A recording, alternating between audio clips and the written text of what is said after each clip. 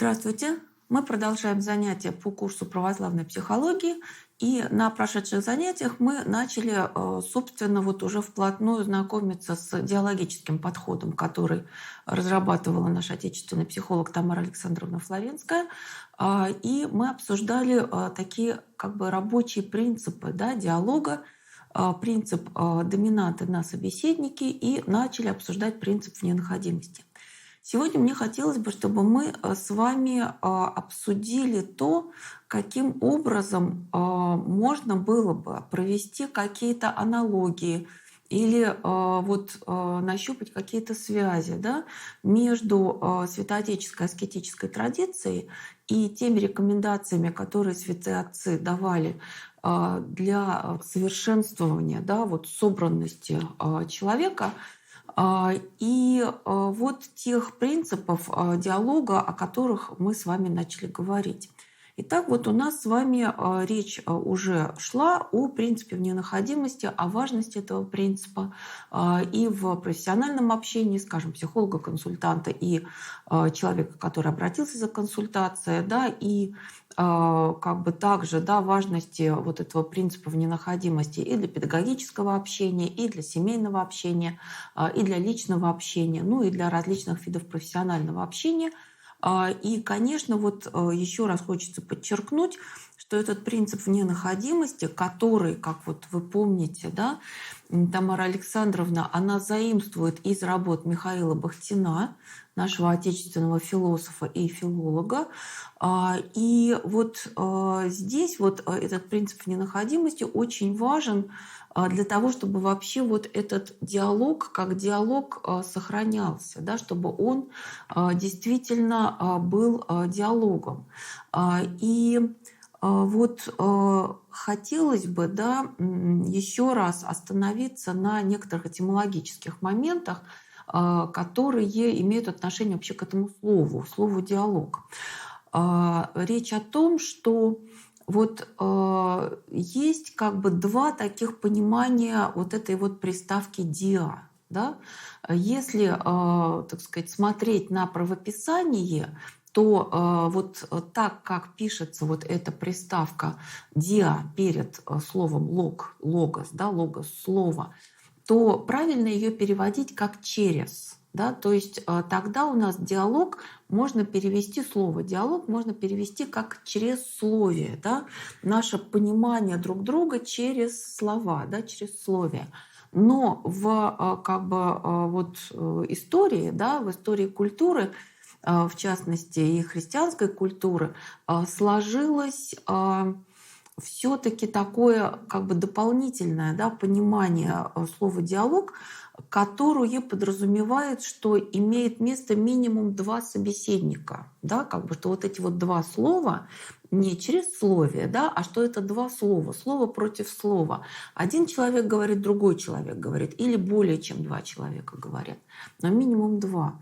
И вот здесь, наверное, можно привести пример, да, вот такого как бы понимания, да, дополнительного понимания слова «диалог», именно из, так сказать, вот истории церкви. Да, вот мы с вами знаем, что есть такой святой отец Григорий Двоеслов, который получил свое вот это имя, да, дополнительное Двоеслов, именно в связи с тем, что он одно из своих очень значимых, да, произведений написал в форме диалогов. То есть там вот собеседники говорят между собой, и вот само то, что его назвали не диалогист, допустим, да, а именно двоеслов, да, вот это действительно, наверное, можно привести в качестве примера того, насколько вот является таким устоявшимся это понимание диалога как вот собеседование двух человек, да, как бы вот двух слов, да, то есть если понимать под словом некоторое такое уже целостное высказывание, несущее в себе какие-то важные смыслы для вот каждого из собеседников, да. Вот. И действительно вот этот принцип ненаходимости в рамках диалогического подхода, он крайне важен, потому что он, собственно говоря, вот обеспечивает то, чтобы диалог оставался диалогом, да, чтобы это не переходило в какие-то такие формальные обмены там, репликами, да, в какие-то вот такие вот формы, когда имеет место просто два монолога, то есть люди друг друга не слушают. И вот здесь мы как раз с вами давайте попробуем внести некоторые пояснения к пониманию принципов ненаходимости вот относительно, да, такой психологической практики и педагогической практики, да.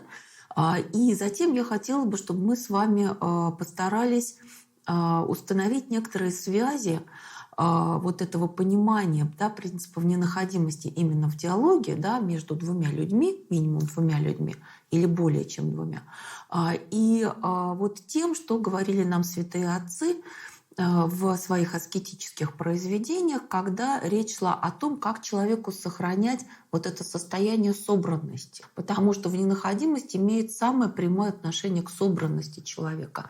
И это то, к чему мы призваны, когда мы действительно ведем какие-то очень важные диалоги, разговоры с другими людьми. Ну, прежде всего, вот если взять вот ту, так сказать, да, направленность, которая имеет место, да, вот в связи с нашими, с нашими курсами, да, лекции, это прежде всего диалоги с людьми на темы, связанные с духовной жизнью.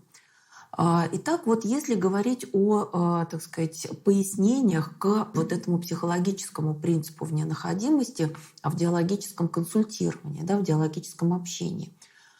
Здесь я хочу сослаться на статью одного из, так сказать, активно практикующих психологов диалогического направления. Это Ирина Михайловна Коган. И вот она пишет, в частности, да, идея, развитая Михаилом Бахтиным о специфике авторского отношения к своим героям, а именно идея вненаходимости и важности устойчивой ценностной точки вне героя, может быть использована в диалогическом консультировании. Но не по аналогии психолога с автором произведения, а клиента с его героем, а на том основании, что человеку, который охвачен своими переживаниями, который находится как бы в плену у них, очень трудно, а порой и вовсе невозможно ценностно, объективно отнестись к своей ситуации. То есть вот я хочу пояснить этот момент.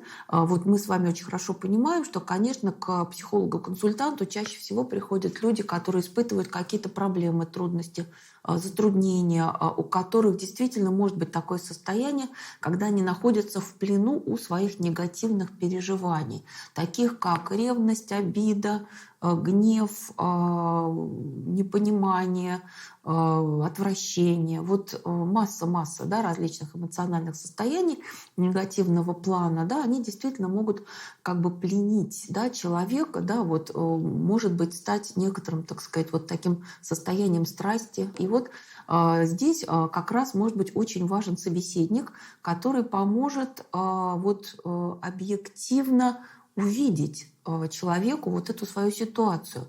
И вот я продолжаю вот эту цитату из статьи Ирины Коган. Значит, человек нуждается в том, то есть в другом человеке, да, нуждается в том человеке, кто такой ценностной точкой обладает, кто, в ком эта опора есть, собственная объективная позиция вот человека, который пришел за консультацией, временно потеряна. Или, может быть, она не развита, или, может быть, она вытеснена. Да? То есть вот человек действительно может находиться в очень таком трудном состоянии. И тогда в этом случае, да, нужен другой, в котором, по словам Михаила Бахтина, можно вот как бы приютиться, собрать себя его силою, то есть обрести свою ценность, признание, узнать себя в другом. И это возможно тогда, когда другой видит и признает твою ценность, твою духовную глубину и поддерживает ее, помогает расслышать голос духовного «я», о котором мы уже говорили, да, а вместе с ним те смыслы и ценности, которые его составляют.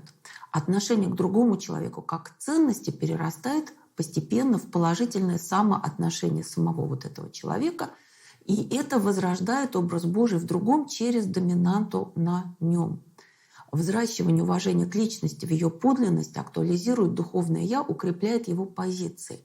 И вот очень важная такая вот фраза, да, восприятие себя любящими глазами другого, то есть человека, который вот действительно переносит доминанту на собеседника, да, восприятие себя любящими глазами другого – это первый шаг по пути выхода из того ценностного контекста, в котором возникло и протекало деструктивное переживание.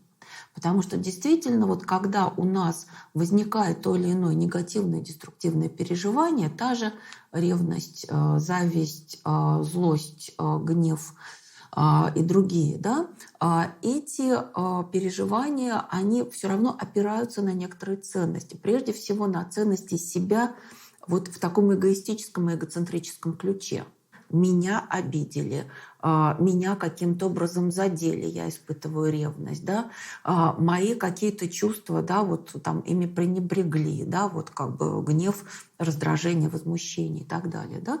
То есть вот очень важно, чтобы человек вот смог выйти вот из этого ценностного контекста, и для этого очень важно посмотреть на эту ситуацию как бы с другой точки зрения, более объективной.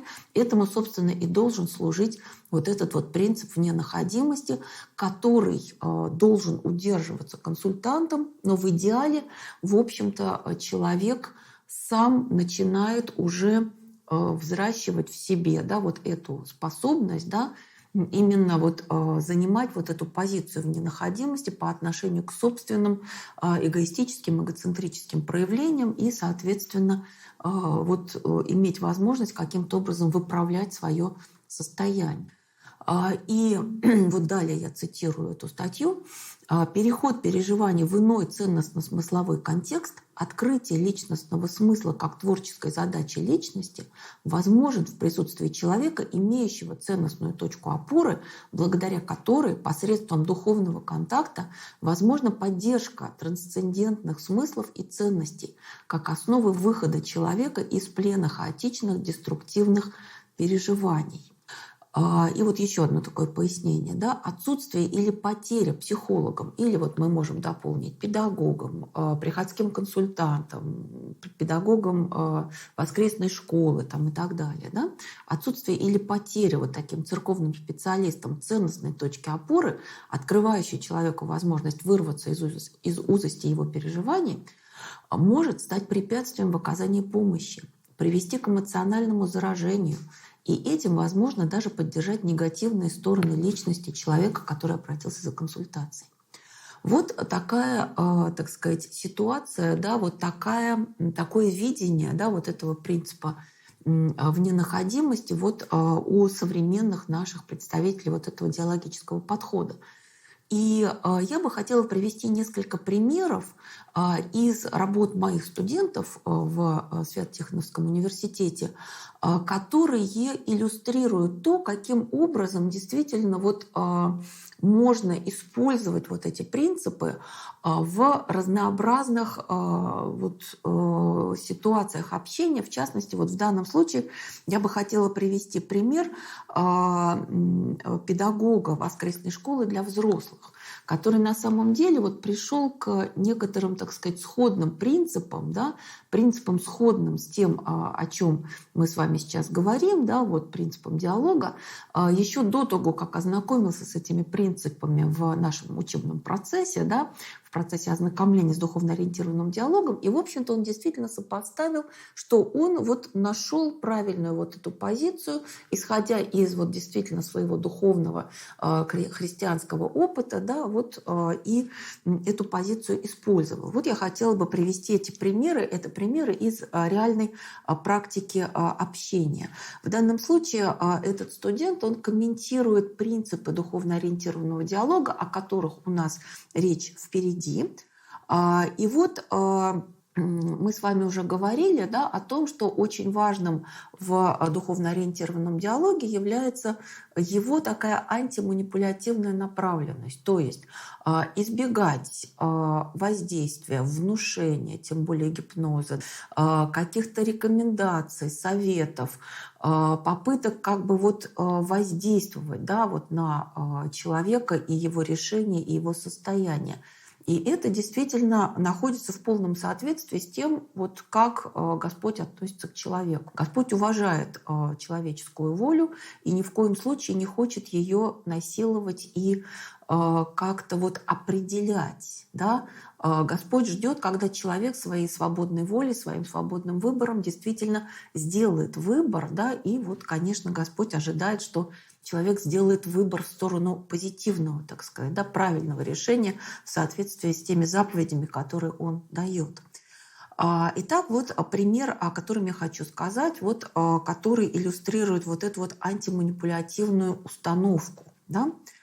Значит, в данном случае это вот взрослый мужчина, который более 5 лет преподает в воскресной школе для взрослых. Осмысляя начало своей педагогической деятельности, я понял, что у меня было сильнейшее желание перекроить мышление учеников на свой лад. Что такое перекроить? Это их, так сказать, их учить, на них воздействовать, им, так сказать, рекомендовать, какие-то задавать схемы, по которым они должны жить. Да? То есть как бы не то, о чем мы сейчас с вами говорим. Ведь действительно, после окончания воскресной школы, продолжает этот студент, человек иначе воспринимает церковную жизнь, да и свою собственную жизнь. Но каждый человек воспринимает уникально, личностно. И если пытаться подстроить его под себя, да, то есть давать ему, так сказать, рекомендации, воздействовать на него как-то, да, вот определять его, так сказать, решение поведения. Если пытаться подстроить его под себя, то никакого восприятия и усвоения услышанного у него не будет. У ученика может возникнуть ощущение своей неполноценности, а это спровоцирует отвращение к учебе и, возможно, отвращение к полноценной церковной жизни. То есть вот опытно, да, вот этот преподаватель воскресной школы для взрослых сделал для себя вывод о том, что воздействовать нельзя, не надо, как бы это не полезно, может быть даже вредно, и необходимо действительно вот как-то уважать человеческую свободу и давать человеку возможность, пространство, да, своего уникального личностного восприятия вот того материала, да, который изучается в воскресной школе. Далее, вот комментарий вот этого же студента к тем принципам, о которых у нас с вами речь впереди.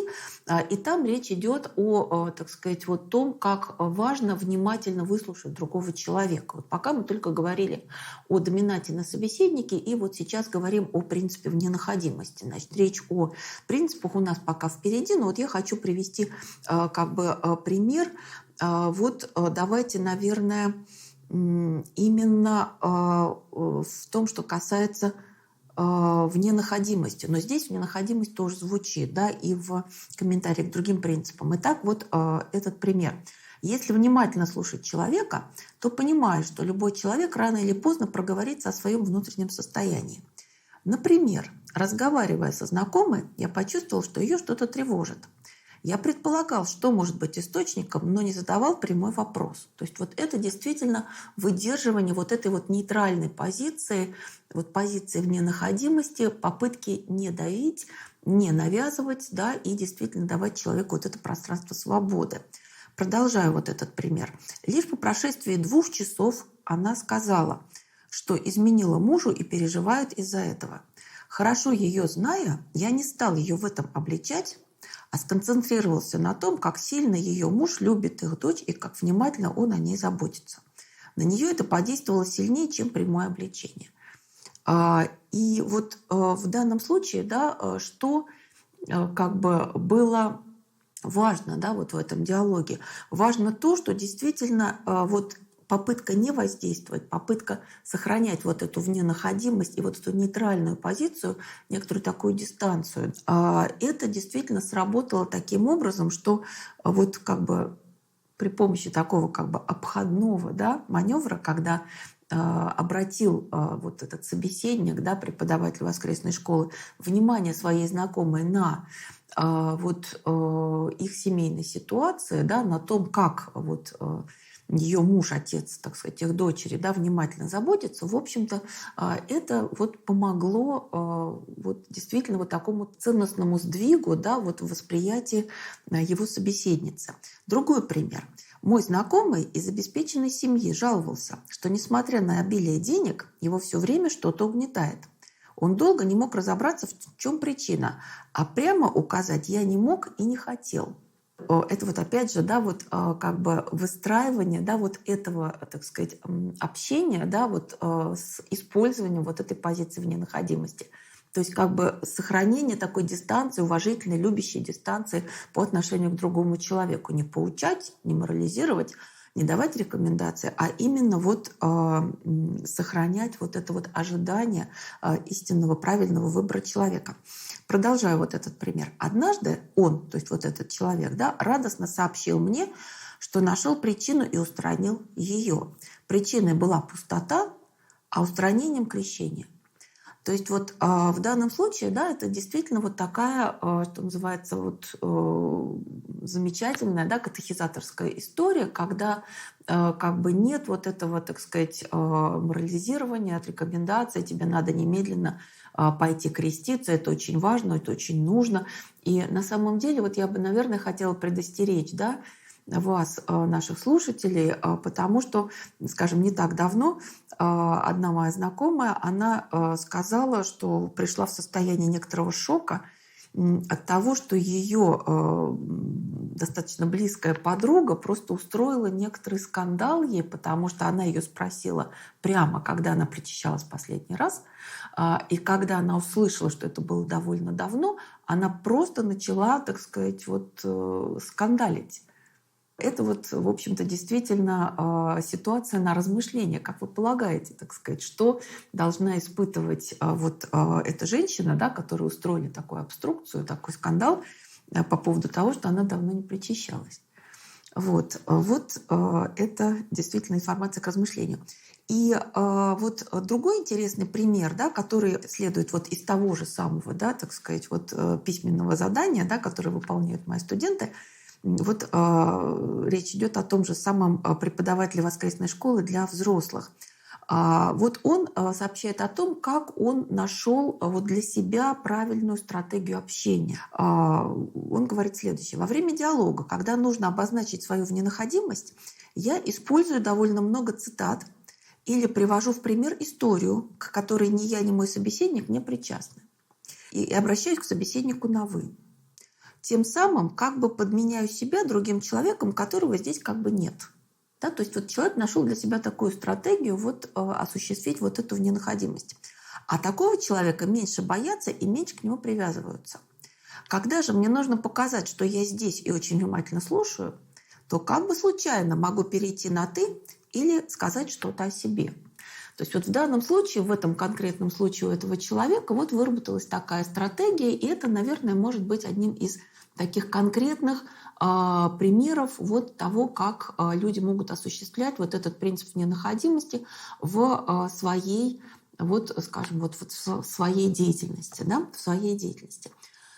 И вот сейчас я бы хотела, чтобы мы с вами попробовали, да, провести некоторые такие вот как бы аналогии с тем, что нам говорят святые отцы, авторы таких вот аскетических, да, произведений, то есть произведений, которые связаны с тем, вот какие выработались, да, за века вот этой вот христианской аскетической практики, да, какие выработались правила вот в поддержании своей собранности, да, своего бодренного состояния и состояния вот свободного от вот такого погружения, поглощения страстями, да, вот состояние свободного от плена страстей. Мы как раз вот говорили, что действительно вненаходимость может помочь вот человеку в преодолении вот этого плена страстей.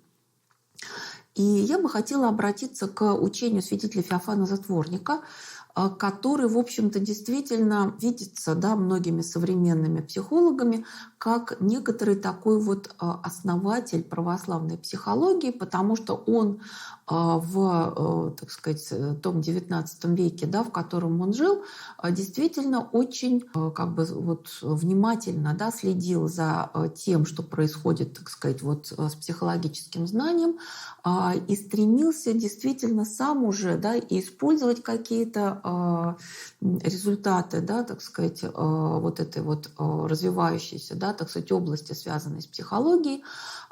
И, соответственно, вот мне, так сказать, сейчас важно рассмотреть вместе с вами вот то, как он понимает поддержание, да, состояния собранности у человека и какие рекомендации он в этом дает человеку. Да? Вот мы с вами, конечно, понимаем, что, скажем, если мы имеем в виду деятельность психолога-консультанта, да, или деятельность вот, церковного работника, да, или вот, ну, вот это может быть как в качестве, так сказать, частного случая, это может быть педагог воскресной школы, да, или вот приходской консультант, или еще, допустим, специалист по социальному служению или работа с молодежью, да, вот, так сказать, это действительно работа с людьми.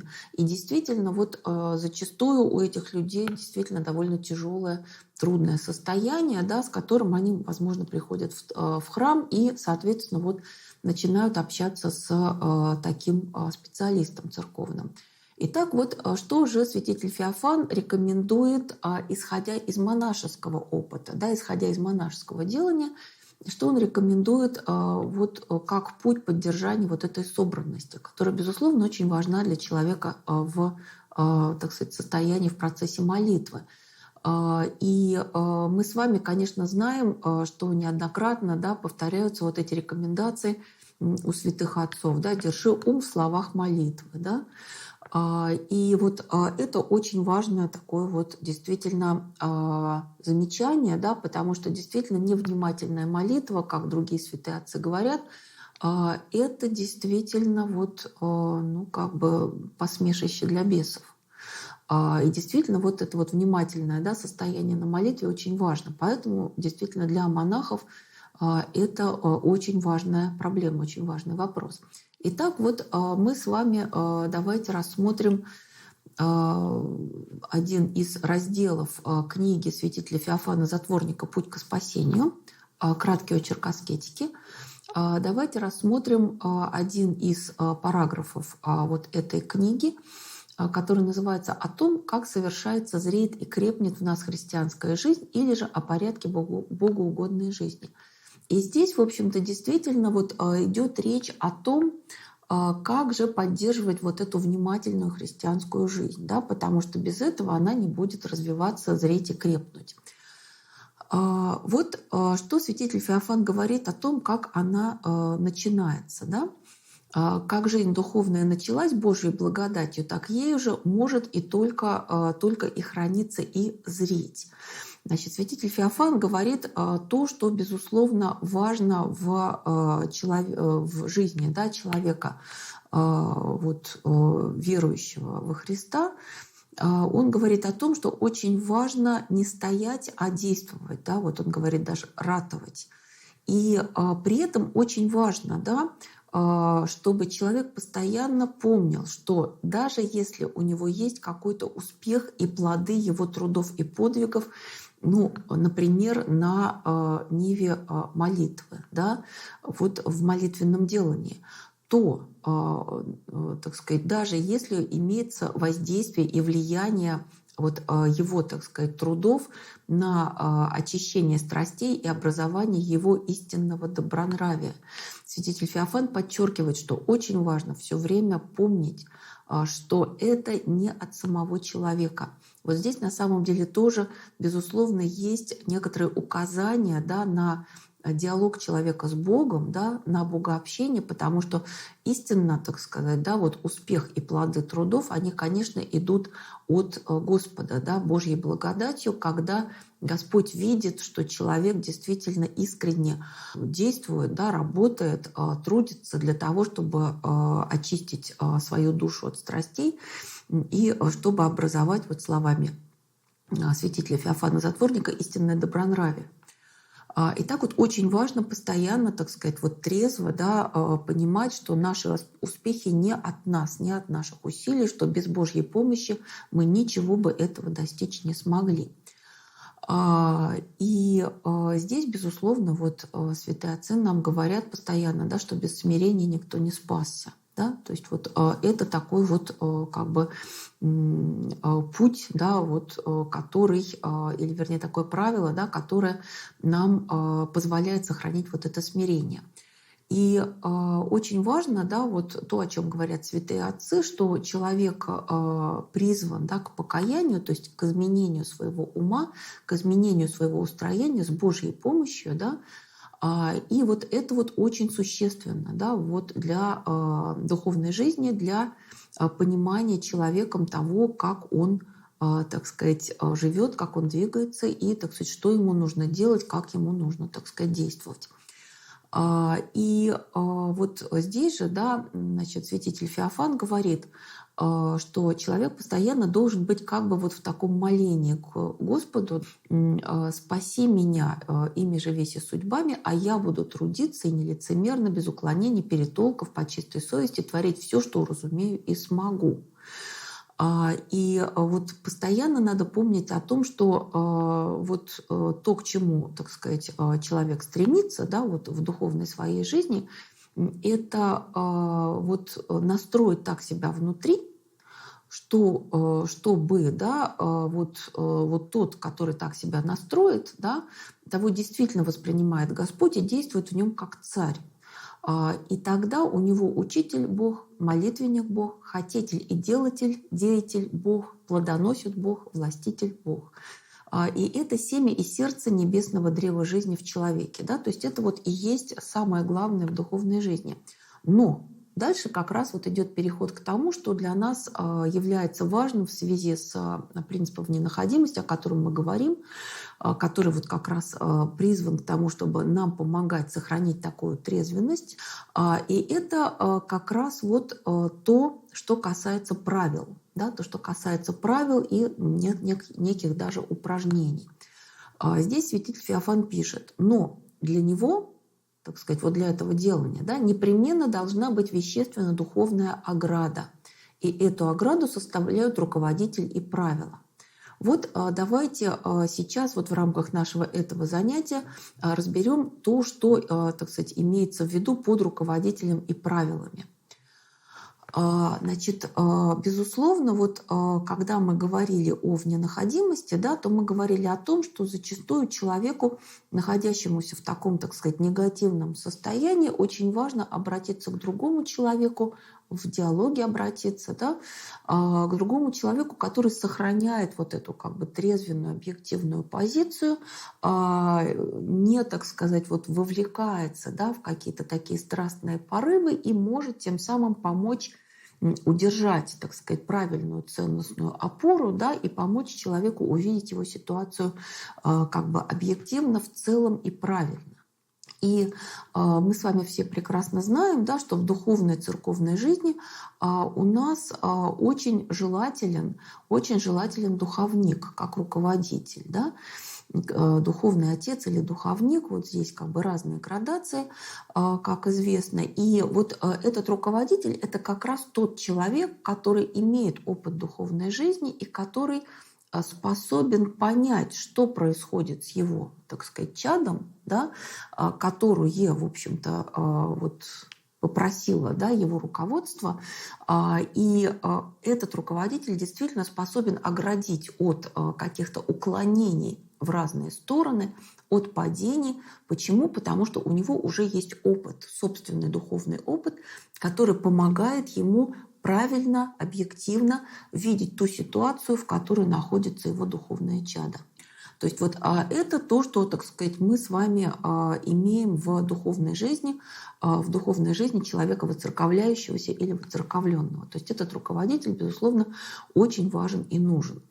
И об этом, безусловно, нельзя забывать. Но есть еще и правила. И вот здесь как раз эти правила, о которых мы будем говорить, по-видимому, уже на следующем занятии, эти правила как раз, как мне кажется, должны как бы вот нами учитываться, да, когда мы говорим о принципе вненаходимости и о том, как мы можем научиться этому принципу вненаходимости, потому что это действительно очень важно для нас в нашей и духовной жизни, да, и в нашей такой вот повседневной жизни.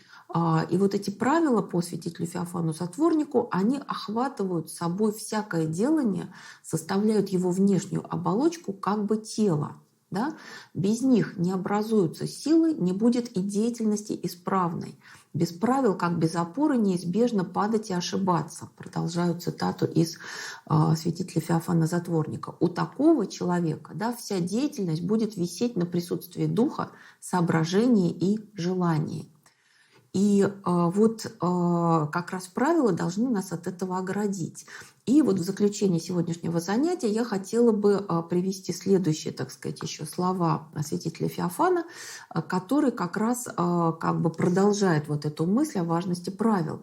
Он пишет, да, присутствие духа не всегда сохранишь. То есть действительно мы существа изменчивые, мы можем куда-то уклониться, оступиться, споткнуться, да. И вот здесь поэтому, так сказать, так важны правила. Итак, присутствие духа не всегда сохранишь. Соображение должно быть обучено. И кроме того, оно не всегда бывает подвижно, остро и может притупляться. Желанием же кто сумеет владеть постоянно, задает вопрос святитель Феофан. А как иначе обуздать свои нравы и свои мысли – это опаснейшее расположение. То есть вот в данном случае все эти слова, они должны подкрепить важность вот этих правил, о которых мы будем говорить на следующем занятии. И вот, так сказать, на этом мы с вами должны будем сейчас закончить это занятие, да, и на следующем занятии продолжим как раз говорить о том, как святитель Феофан говорит, да, трактует вот эту проблему, связанную с правилами духовной жизни, да, с правилами поддержания собранности, собранного состояния. На этом сегодняшнее занятие мы завершаем, а теперь вопрос.